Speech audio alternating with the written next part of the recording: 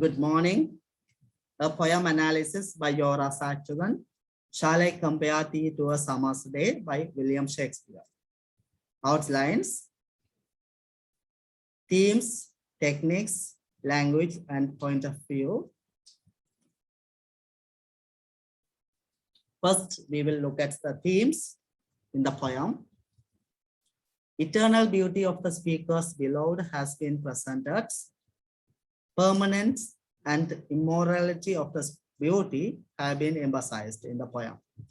Failure of traditionally used objects to compare the beauty has been disclosed.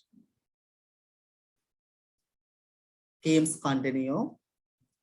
Temperamental nature of physical beauty has been presented as they are subjected to decay due to some external factors.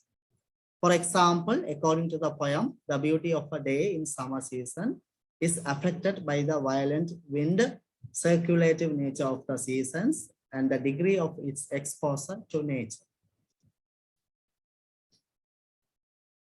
Themes continue. Through this, the speaker mentions that luck, the horse of the nature, and the time play a role in the process of bringing all fair to a decline status. Therefore, decay has been shown as a natural occurrence in the world for its inhabitants. Further, unpredictability of beauty of nature has been presented since they too depend on certain other factors. Themes continue. For example, the sun has not been always beautiful since it varies in shine. Sometimes it is too hot and at some other times it becomes dim for the viewers. In both cases, the unbearable nature of these natural as well as traditionally regarded as beautiful forces has been emphasized. We continue to look at the themes. Any physical beauty in this world is mortal. The message has been communicated in the poem. The speaker attempts to bring this concept deeply in the reader's minds. Inappropriateness of the traditionally well-known metaphors to accommodate the eternal beauty of the speaker has been disclosed. Change has been mentioned as a natural occurrence. Through that, the speaker emphasizes the concept of immortality. Themes continue. By mentioning the immortality nature of the objects in the world, the speaker in the poem increases the importance and significance towards immortality. Right? There we can correct as by mentioning the mortality nature of the objects, not immortality. Therefore, the portrayal of temporal nature of objects and experiences add value to the speaker's concept of immortality, and it finally cultivates the curiosity of the readers to find his ideology of immortality in the earthly life. The themes continue. The speaker shows the exceptional value to his declaration as he proved other worldly forces to be decaying and fading their values in terms of beauty. Another aspect the speaker highlights in the poem is preservative nature of art or the poem. Any subject in good verse is preserved irrespective of time. For this, the poem should possess a good quality to survive for generation of time. As such, the speaker in the poem praises of the same art in which he or she acts as a speaker or a camera of a reporter. The worthiness of the poem too has been brought out as it possesses all the possibilities to defend the negative forces or the negative factors. In this way, the speaker brings the significance of the poem in his reader's mind. More than beauty, the speaker gives more importance for the power of his arts, that is, to his poem or to his song in verse.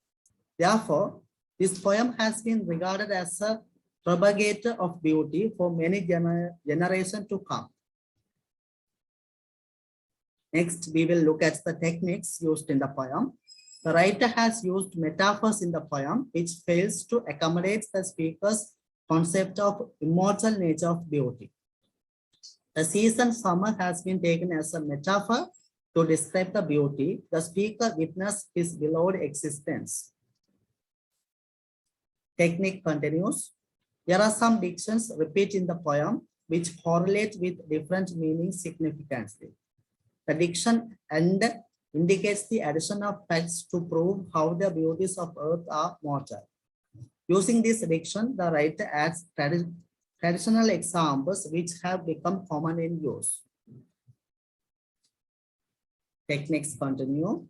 The diction "no" repeats in the poem indicates the denial of the speaker. In that, the speaker assures that his beloved will not either lose the beauty or become a prey for death. It is beautiful to see how the lover of the speaker exceptionally escapes from these natural phenomena. Technique continues. Further, the repetition of the diction "so long" correlates with the theme of long-lasting eternal beauty, as well as it emphasizes the strong perception of the speaker towards the power of his poem and the beauty of a person that exists in it. Furthermore, the rhyming words used in the poem create sound effects, which in return form a music when someone is reading. Also, in many places, it correlates with the major themes in the poem. Technique continues. As far as imagery as a technique is concerned, this poem brings the visual imagery of what happens during the summer season through the dictions "darling buds of May" and "golden complexion." The absence of description of a person makes some scholars believe this poem on the immortal nature of love in a poem, not about a lover. Language. The speaker initiates his argument with a question. So the question has been presented at the very beginning of the poem. The answer is given to the readers at the end only. The employment of the conjunction in 9th line indicates the opposite aspect of what the speaker mentioned previously. Therefore, the word "but" has been treated as a transmit marker of the flow of the arguments put forwarded by the speaker. The diction "summer" in the poem stands for the concept beauty symbolically. It is evident through the phrase "the eternal summer." Point of view. The poem, which has been written in the first person point of view, helps the writer to express his genuine inner feelings towards the ideology of immortality.